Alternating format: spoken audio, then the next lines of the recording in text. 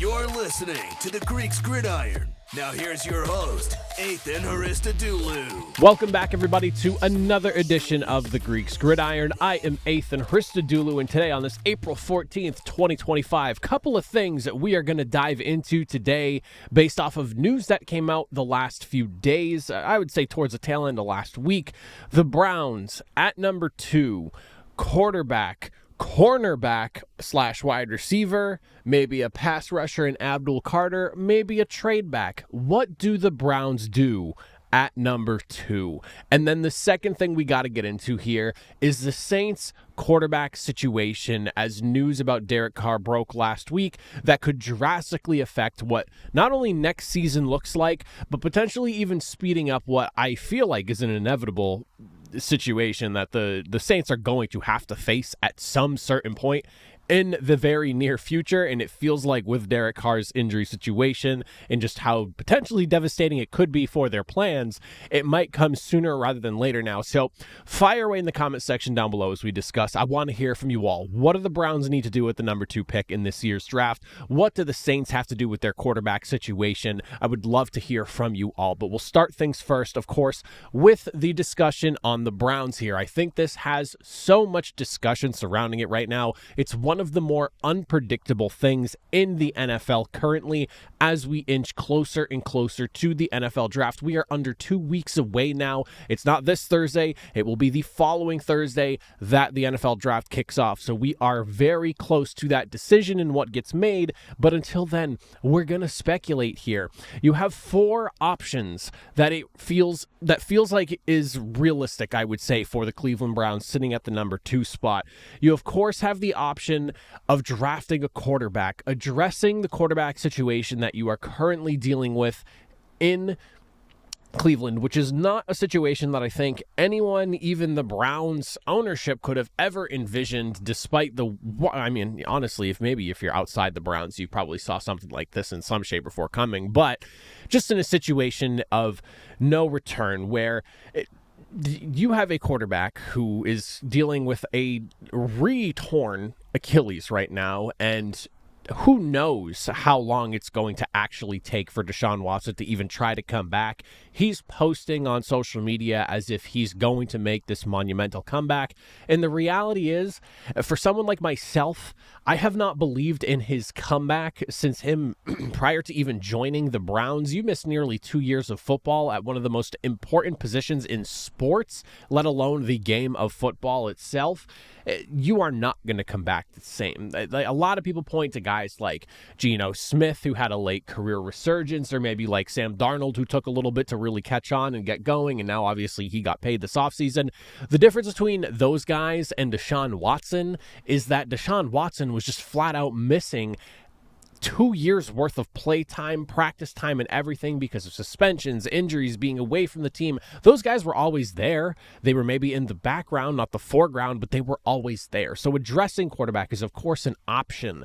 Now, the big guy that the Browns are, of course, linked to is going to be Shedeur Sanders. And I do think this is a really real possibility, to sound a little redundant there. But, I mean, you go back to comments made by from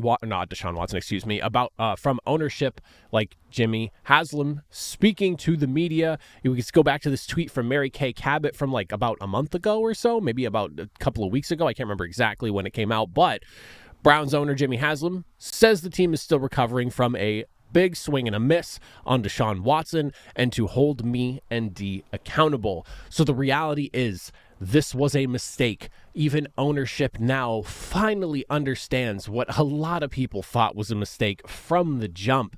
It's one of those things that the Browns are going to take years to recover from. But the big question is, do you choose to start recovering sooner rather than later?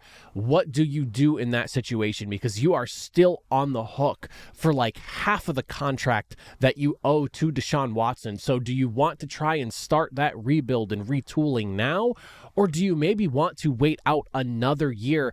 That way you're not technically paying a rookie quarterback an absurd amount of money because Deshaun Watson's sitting on the bench collecting nearly $75 million or whatever it's going to be in this season and next season. Maybe this number's a little bit smaller than that. It could be like 65, but whatever. The number's still ridiculous regardless. So addressing the quarterback is there. And if you go into the draft and you get a guy like Shedeur Sanders, this is immediate hope for the future in Cleveland. It is that first real big step in the right direction of moving on.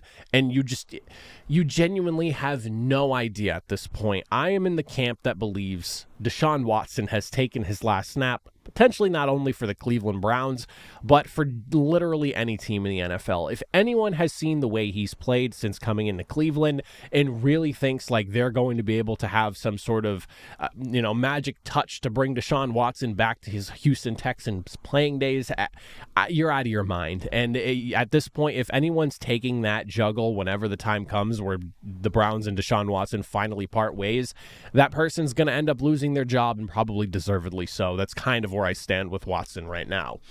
The why not, though, as we kind of alluded to already, there is the reality of Deshaun Watson's contract. It is so large, it bloats and eats up so much of your cap room already that it almost feels like waiting one more year, so that way when you finally decide to cut Deshaun Watson loose, you can spread whatever remaining money you still owe him. Again, somewhere within that like 60 to 70 million range, because the number's, again, ridiculously high.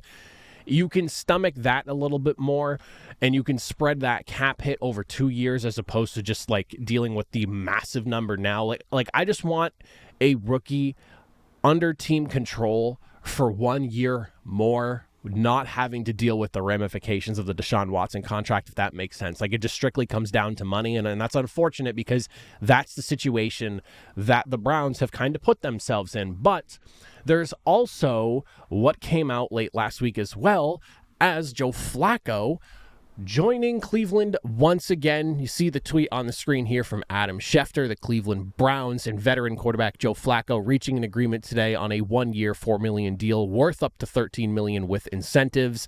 His agency, blah, blah, blah, blah, blah. Flacco will now return to Cleveland, where he won the NFL's Comeback Player of the Year award in 2023. He also was apparently weighing options from the Steelers and Vikings, but opted to spend his 18th NFL season with the Cleveland Browns. And to be honest, it makes a lot of sense. Joe Flacco looked pretty good in the system that they were running there. It's familiar for him. He doesn't have to go and really relearn anything. He can just kind of step back into a role that, quite honestly, he kind of earned and only lost because the reports were that Deshaun Watson was not comfortable having Joe freaking Flacco, who is like 38 years old. Was he 36, 37 at the time when he was in Cleveland winning Comeback Player of the Year? Was, worried about having a veteran quarterback like that sitting behind him with the potential, and even ownership was in on the idea as well, where like if things got ugly with Deshaun, they'd be calling for Joe Flacco to make the start after helping them make that playoff run at the tail end of the season in 2023. So it's one of those things where there is the chance that maybe the quarterback room is solidified. I can't even believe I'm saying this, but is solidified in Joe Flacco. And of course, Kenny Pickett being the backup as well, because you are technically rostering 3 quarterbacks with Deshaun Watson as well. Maybe you just roll the dice with those 3. So that is a possibility. Now, at this stage, does anyone also, honest to God, want to play for the Browns? There is a piece of me that feels like there is a chance that maybe Cleveland opts to not go after Shedeur Sanders, because there is a piece of me that could see a reality where maybe Dion and his son just tell Cleveland no. And that's not because has nothing to do with some people's character concerns regarding Shedeur Sanders. I want to make that extremely clear. What I want to make clear is that it would not be the first time in the NFL's history that a team was like, no, I don't want to play for your dysfunctional franchise. We have seen that before. We saw the Manning family do that with Eli Manning to the Chargers way back when Manning was coming out of the draft. It would not be unprecedented for a quarterback who is highly touted coming into this year's draft not want to play for such a dysfunctional organization. And at this point, the way the Browns have looked for the last, 26 years now, my entire life as a football fan, that is the last play. That is where careers go to die before they even start. And if I'm the Sanders family as a whole, the entire Sanders collective, I don't want Shedeur Sanders there. Me as Ethan, I don't want Shedeur Sanders there. So there is that reality and headache of, do you want that media circus where you're bringing in a quarterback that potentially just does not want to play for you because you can't handle anything? The Browns are in a situation right now where this team quite honestly feels like it could not ever see a proper direction to head in until a post-Haslam era. That is why, and why not, the Browns may or may not go after Shedeur. You also then have options like Travis Hunter, Abdul Carter, and of course you can trade back as well. A little less detailed on these ones, but Travis Hunter, of course, gives you a very tantalizing prospect that, not one that we've seen, I think, ever, at least in my lifetime, a two-way player who can legitimately play both ways and could potentially do so depending on what NFL team really wants to see what his potential ceiling is as a guy that plays on both sides of the ball. You just have so much that you can work with here. Your wide receiver room behind Jerry Jeudy is not much to really write home about aside from like Cedric Tillman, and that's just that is an up in the air situation right there with who he is as a wide receiver for the team. This on the other side of things, you look defensively, the cornerback room, you of course have yourself Denzel Ward. This would allow Greg Newsome, who spent a vast majority of his career splitting reps between playing in the slot or outside as a corner. He could go full-time slot, and this would allow Travis Hunter to play opposite of Denzel Ward. So there is that option for you as there. But if you're a detractor against it, you're pointing to the level of competition he playing in the Big 12, and do you really believe in him coming from Colorado being able to do that? Or the mileage is another conversation that I have heard a lot about, just how much he's already put on his body, how taxing his collegiate career has already been. Is that something that could potentially cause an early breakdown, and maybe he doesn't last as long as you would like somebody to be in the NFL for, that is as talented as he is, and that you are drafting for the talent that he has? So I see the positives, I see the negatives with there. Definitely an option on the table. Abdul Carter, the vision of this is just so good, and I love it. You have Myles Garrett there, one of the greatest pass rushers in the NFL, defensive ends in the NFL, in NFL history with the way he plays. You look at Myles Garrett, you picture this, Myles Garrett battling through his typical double teams that he's battling to because teams are always devoting extra resources his way. He's fighting through the opposing team's left tackle and left guard. And then here comes Abdul Carter screaming like a missile from the other side, dealing with just one-on-ones because teams are devoted to double teaming Myles Garrett en route to his 10th double-digit sack of the season, whatever the number is, but he's hitting off on his rookie season because so much attention has to go to Myles Garrett on a weekly basis, and you're going to see Abdul Carter flourish sooner rather than later. This is one of the best situations for Abdul Carter in my eyes because he gets to play alongside and learn alongside Myles Garrett. I don't think there is a better situation that you could possibly put Abdul Carter in at this stage in his career. Guys, especially when it comes to edge rushers, things like that, it takes them 2 or 3 years to really find themselves. Some of them are obvious exceptions, of course, don't get me wrong, but it typically takes like a good 2, maybe 3 seasons before you really know what you have in a guy. This is one of those things where Abdul Carter's an extremely good talent, but B, you can also predict a faster time from starting point to what this guy could actually be at the next level because he's learning with Myles Garrett, because he gets the opportunity to face far easier not coverages is not the word here, but he's not dealing with as many double teams is what I'm trying to say as Myles Garrett is. He's benefiting from playing alongside Myles Garrett, learning from one of the best, playing alongside one of the best, benefiting from one of the best. The reality of this move, though, if I was to go a why not here and just like why this move wouldn't happen, is because it does kind of scream like a luxury in my eyes.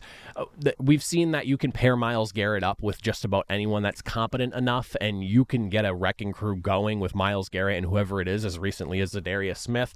I have no reason to believe that Myles Garrett slows down in the next 3 or 4 years, and he's going to, at the very least, be in Cleveland the next 3 or 4 years, I would say, at minimum. So if you feel like there's just more pressing needs to address in the draft, again, this one feels like the most luxury type of move out of the 3 we've discussed so far. And then, of course, trading back. You can trade back, you can build up capital, help you build out your roster. The reality is, though, of trading back as a no to that option is this is not a draft that feels like you could net the capital that is worth a number 2 overall selection, where you have the opportunity to draft a real blue chip player at the position you are. You've got to be blown away at the number 2 pick if you're going to be doing that trade. So that's kind of where I stand on that. And I just don't know, based off of what the consensus seems to be amongst draft analysts, if trading back at the number 2 spot is worth it in this year's draft. The haul would just have to be really, really good for it to make sense, considering how much Cleveland needs in the position they are in to draft what is like the considered 2 top players in this draft, in, of course, Travis Hunter or Abdul Carter. Like, you are in prime position here. Hopefully the haul is good enough if you are trading back, because if it's, you know, swapping first round picks and like just another pick that's maybe second, third round, something like that, like I'm not feeling good about that trade back, and I'd rather see Cleveland make a selection there. As for where I think this all ends up going, because we've just laid all the reasons out now, in my humble opinion, I did a mock draft last week, and I did mock I believe Travis Hunter, or I forget what it was. It was either Travis Hunter or Shedeur Sanders. It's been a week, and I also flipped my selection on his literally as I hit the record button. It was either Travis Hunter or Shedeur Sanders in hindsight. I can't remember, but those are the 2 that I'm leading right now. I kind of tipped my hand a bit with the Abdul Carter thing. I love Abdul Carter in Cleveland, and I wouldn't be shocked to see that happen, but it feels like it's either Travis Hunter or Shedeur Sanders to me. I genuinely think it can go either way. It really just comes down to how soon does ownership want to try and now move on from this Deshaun Watson situation. The Joe Flacco signing made me feel like there's 2 things that could be going on there. You're really going to roll with Joe Flacco as your starter next year, and you just want to wait out another year of Deshaun Watson's contract, which sucks for Cleveland fans because that means you're just kind of eating the year as a loss. Or B, you're trying to make people believe that you are going after Travis Hunter, and you're actually not. But by signing another quarterback like Joe Flacco, who's had success in your offense, literally won comeback player of the year, you're almost falsely tipping your hand here going, oh, we just, you know, Travis Hunter is ours, and somebody could offer you a large enough trade package that really wants him themselves, and you could ultimately move out of number 2. So there's a couple of things that could be going on that's in play right now. I personally think Travis Hunter makes the most sense the more I sit here and think about it. And this is something you ask me this tomorrow, and I'm probably saying Shedeur Sanders, but the one thing that I've really kind of hung on to the last few days as I've been putting this together is waiting another year through Deshaun Watson's contract just feels like it makes the most sense. I don't want to bring in a rookie quarterback where I'm paying a guy on the bench still like $130 million or whatever the number is that he's still being owed off of that contract. I would rather bring in a rookie next year where ultimately Deshaun Watson becomes a post-June 1st release. He leaves the team, you split that cap hit over 2 years, and it doesn't hurt nearly as bad, and you have that contract essentially not decimating the first 2 years of the low-cost efficiency of having a rookie quarterback starting on your team. It's just not as much of an issue if you do it next year as opposed to this year. So it's like a money thing that is really holding me back from wanting to see the Browns take a quarterback here. So ultimately, it feels like Travis Hunter makes a lot of sense. He just could really help out the Browns in a lot of ways. And he in Cleveland, he feels like the most likely scenario to me that he winds up being a cornerback / wide receiver where you see him on both sides of the field, because honestly, he could benefit the Browns both ways. The defense does need help. the wide receiver room does need help. It's kind of two birds in one stone, extreme value for Cleveland. And that's like the one place where I see him making a ton of sense. Whereas like I look at the Patriots and I honestly think he needs to play wide receiver. I look at the Giants. I honestly think he needs to play wide receiver or strictly cornerback, one or the other. But like either of those sides are pressing needs one way or the other. You could go either way with Travis Hunter there. Like you go down the board for the next few teams, it feels like one specific position, but you could get away with him going both ways over there in Cleveland. So I like Travis Hunter. That's where I think they're going to be heading here. And again, unless the idea was bring Joe Flacco in to make people feel like you're comfortable with Hunter and that's who you're going with, and hoping that maybe that could entice some trade conversations to come your way, who knows? But I feel like I'm leaning Travis Hunter. Ask me tomorrow, I'll probably have a different answer for you. The second thing we got to discuss on the docket today, because I could not believe that this happened the way it did. So late last week, Derek Carr injury news popping up out of nowhere. So Derek Carr, this is per Ian Rappaport here, the Saints suddenly have a major quarterback question as starter Derek Carr is now dealing with a shoulder injury that threatens his availability for this season, sources say. Carr is weighing options, including, of course, the possibility of surgery. Diana Rossini also had a tweet on this as well. She mentioned that this was not a surprise for the Saints, that they knew that this was coming. And this honestly blew my mind. I tweeted about it. It blew my mind. I was like, the Saints knew about this and they restructured his deal rather than cutting him loose.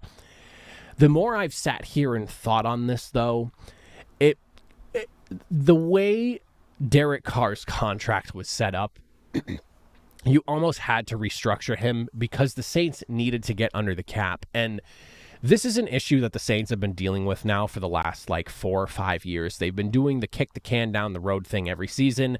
It feels like every offseason they go into, they strip their roster more. They have to get from $70 million over the cap down to underneath the cap, and they barely do so by a few million. And it's honestly led to a bit of a disaster in New Orleans.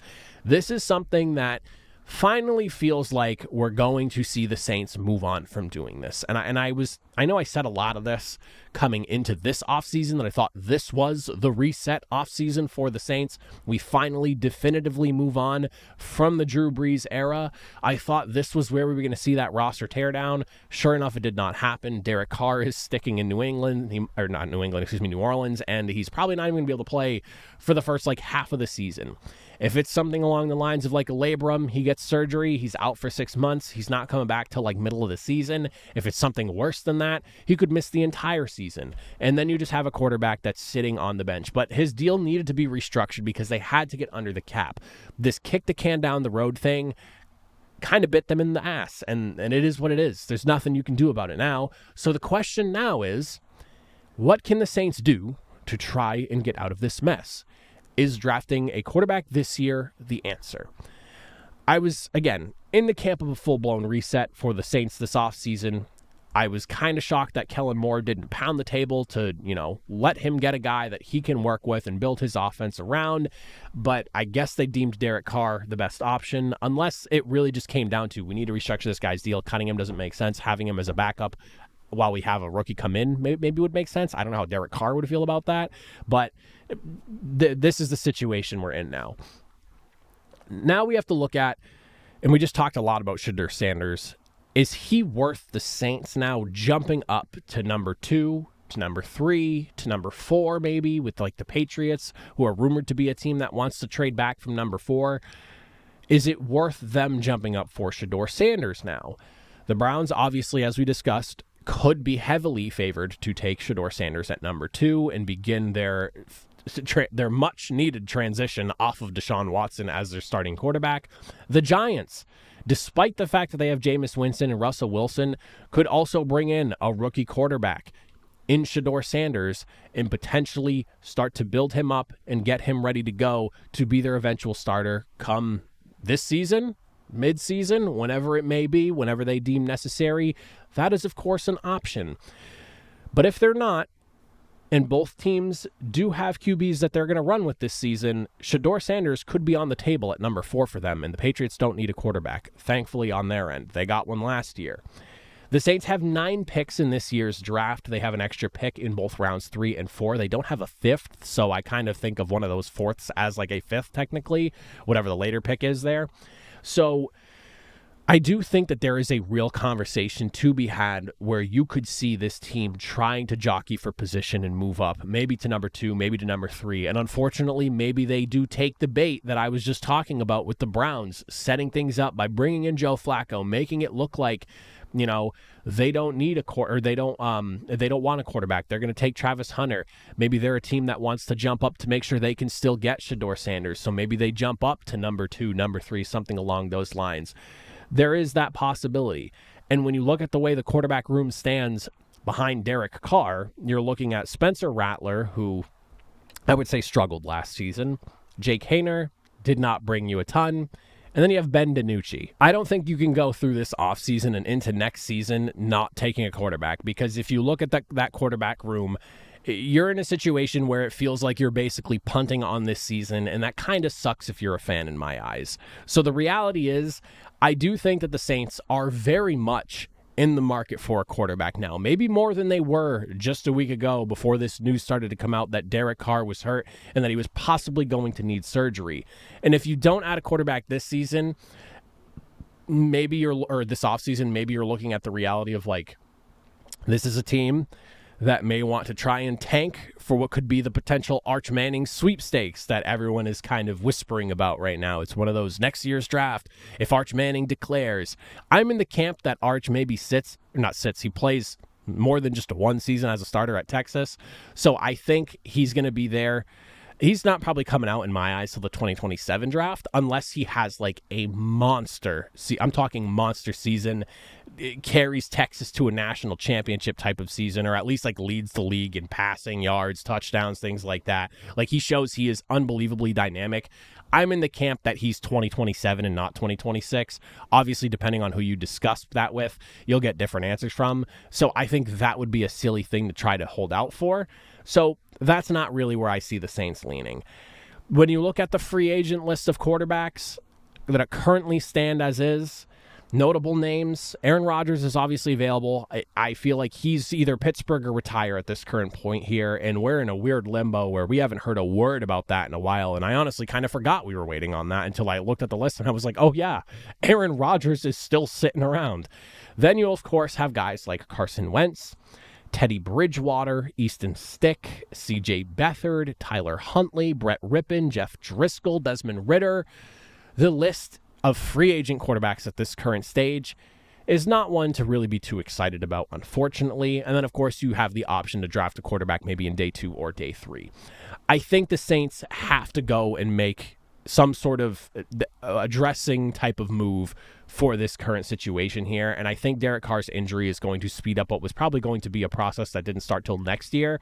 And this is where we're going to see a partial transition now where they actually do start to hit that reset button.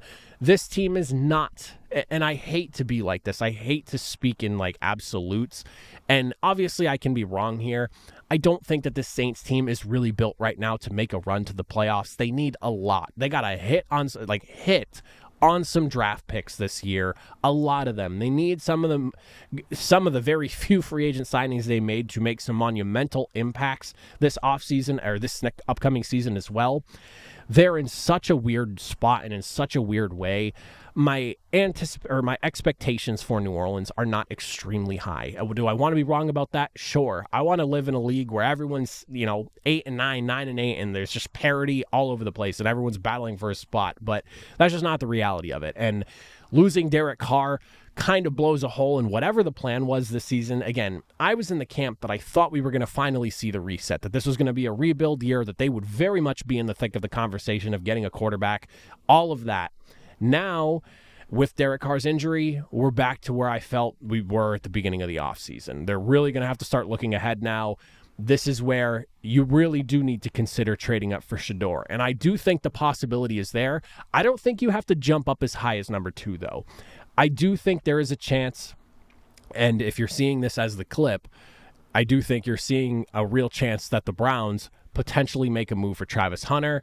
there is a possibility that the Giants are willing to roll with Russell Wilson and Jameis Winston, and the Patriots don't need a quarterback, so you could trade with them, or maybe even trade with a team like the Jaguars at number 5. Like, there is room to move up without having to give too much, that you could still land a Shedeur Sanders. And at this point, the Raiders now, Geno Smith plus a 3-year extension, like, they don't even really need to take a quarterback at this current point. So the Saints could be that landing spot and may not even have to move. There is also that possibility as well. The way that board could fall, Shedeur could fall right to them at number 9. There's a lot of scenarios that can play out, and I'm starting to feel really good about them just staying pat and taking a quarterback at number 9. And it feels like they could be a prime candidate to land him there. This is one of those things. It's really unfortunate. It's very shocking. But I'm looking forward to seeing what this Saints team tries to do now going forward. I don't think tanking this season in hopes that Arch Manning comes out so you can have the dream scenario of Arch following in his grandfather's footsteps and playing in New Orleans. Like, that's a great story for the NFL, but there is a reality where he's not coming out for the draft next season, and he's coming out the following year at 2027. Like, that is very real, and something that, for whatever reason, there are people out there talking like that's not going to happen. Again, his stock is only going to rise the more time he spends in college. He's probably making ludicrous amounts of money with NIL. There's no reason for him to come out right away, especially if another year of development in Texas's system feels like the right move for him and his family. Like, they're going to be smart in particular about him. Don't just think one good season and he's coming out of Texas as a starter. Like, there's a very real scenario where he's playing at least 2 seasons before he's coming out. So a lot to look at here for the Saints. I do think they are in a prime spot to take a quarterback, and I really feel like there is a chance that they are selecting Shedeur Sanders, whether it's at number 9 because he falls to them, or maybe they make a move up to like number 4 to make sure they secure his services, because maybe a team like the Raiders, while they do have Geno Smith, want to make a move and get Shedeur Sanders at number 6. Like, that is a possibility as well. There are some teams, even with quarterbacks already, that they could still go and draft a guy. They may have to leapfrog the Giants. There's a lot of scenarios to look at here, but if there's one thing I could imagine for this draft now, coming off the news of Derek Carr, is that the Saints are going to be aggressive and they're going to be chasing after a quarterback, and it could potentially be that Shedeur Sanders selection somewhere in that top 10 where they're moving up, or they're lucky enough and he falls. So expect a quarterback in this year's draft, Saints fans. I think that's where we're heading right now. But that's pretty much it for me. That's all I got for you all. If you made it to the end, as always, I greatly appreciate it. I will see you all next time with some more news, maybe another mock draft. We'll see what's coming up over the next few days here. But thank you all for watching. Have a good one.